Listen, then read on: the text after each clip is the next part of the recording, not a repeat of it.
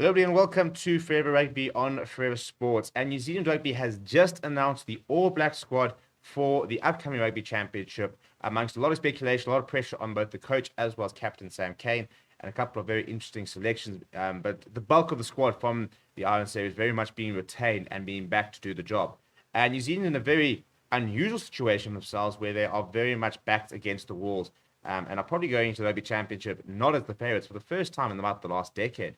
And I think that it's now becoming a bit of a do or die situation for the New Zealand coaches because on the back of losing to Ireland 2-1 in the series, on the back of losing two matches last year in the end of year tour, they're a coaching staff, they're a team under a huge amount of pressure, and there have been largely widespread calls for both Sam Cane as well as Ian Foster to step down and or to get the sack.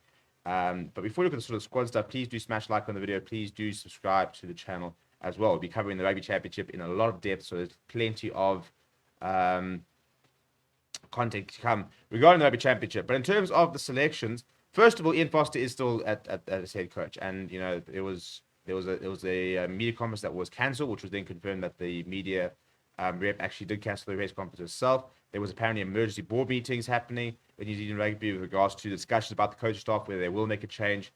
And it was also quite interesting to see that all Black social media basically shut down for a couple of days following the Ireland loss. But they have decided to back Ian Foster at this stage, but I think that a poor showing in the Rugby Championship, and if they were to lose the British World Cup, for example, I do think that would mark the end of him as coaching staff. Somebody else is under a lot of pressure, but is still being backed, is All Blacks captain Sam Cane. And a lot of people have been calling for his head, people saying that he shouldn't even be playing in the side, let alone captaining. And I think that he's going to also be under a lot of pressure to deliver in the Rugby Championship. In terms of the squad, though, it's a pretty consistent squad to what we saw taking on Ireland during the past fortnight. There are a couple of new faces. There are a couple of injury concerns. First of all, from a South African point of view, they will not have to worry about the likes of Jack Goodhue, Brody Metallic as well, for example, as well as Nepalua Lala, because they are all ruled out of the tour to South Africa. So those three will not travel to South Africa, and in their place, Josh Dixon, Braden Inner, and Tyrrell Lomax will provide cover. But it's still a very good squad, I think, if you look at it. If you look at some of the inclusions, there's been the Highlanders duo, Ethan de Groot and Shannon Rizal's come back into the squad because apparently the All Blacks can't operate with just one domestic violence abuser. They have to have two. And actually, that whole point really frustrates me and really irritates me because you've got two players now in this All Black squad who have been charged with domestic abuse and have been charged with gender-based violence, and they continue to play, and there's just no issue with it whatsoever, apparently. And, I was very taken aback a couple of years ago when I realized the extent that there is gender-based violence in New Zealand. And you look at a side like the All Blacks, which are the pinnacle of New Zealand sport and the pride of the nation, the fact that you've got two players who have been charged and not sentenced, but they're guilty of gender-based violence. They continue to play. There's no issues there, and I think generally the whole covering and the way they've approached the whole the incidents have been really poor. And it's very frustrating because I think it's such a major issue in the world at the moment, and the fact that a Premier Rugby side can just sort of sweep it under the carpet really frustrates me because let's be perfectly honest, it could be one of my favorite Springbok players. If one of them gets convicted of domestic abuse or gender-based violence, as far as I'm concerned, they should never play again.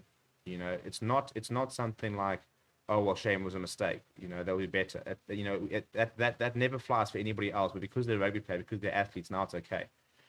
Without going on tangent. So yeah. But Shannon Frizzell is back in the squad, so him and Sevi Reese can keep themselves company in the corner with a little GBV sign above them, so that people know what they are.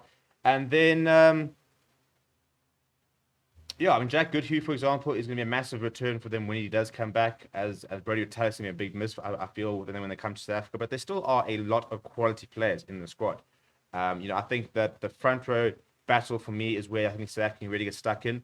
But the big news for them is that Scott Barrett looks like he will be fit for South Africa and will be good to play. So you could probably see him and Sam Whitelock pairing there. Sam Cane under a lot of pressure, but Artie Severe is a class operator, so. I think he will be obviously a big one to watch.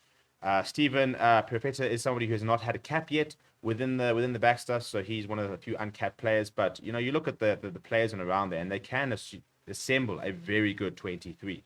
And it will be interesting to sort of see what sort of 23 we'll see, whether they'll kind of go with what's been not working, what's kind of worked for them in the past. Do they sort of change things up a little bit? Do they give the younger, more hungry players a chance? For example, a lot of people are criticizing Folau Fakatava for his performance against Ireland in the second test. So do we see Finney Christie coming back onto the bench? But it's still not a bad squad at all. You know, I wouldn't say it's a squad that, for example, strikes the fear into my heart as a Springbok supporter like I maybe would have done 7-8 years ago. But you definitely got a squad you can write off, and definitely a side full of players who can, you know, turn the game on like this. So it should be a very interesting time for the All Blacks throughout the Rugby Championship, not just the Springbok games, but they do have the Springboks at home first up, one of the biggest rivalries in World Rugby, which should be the perfect way to really kickstart the Rugby Championship for both teams. But let me know what you think is going to happen down in the comments below. Please do smash like on the video and subscribe to the channel as well. Thank you very much for watching. My name is Steven, and I'll chat to you soon.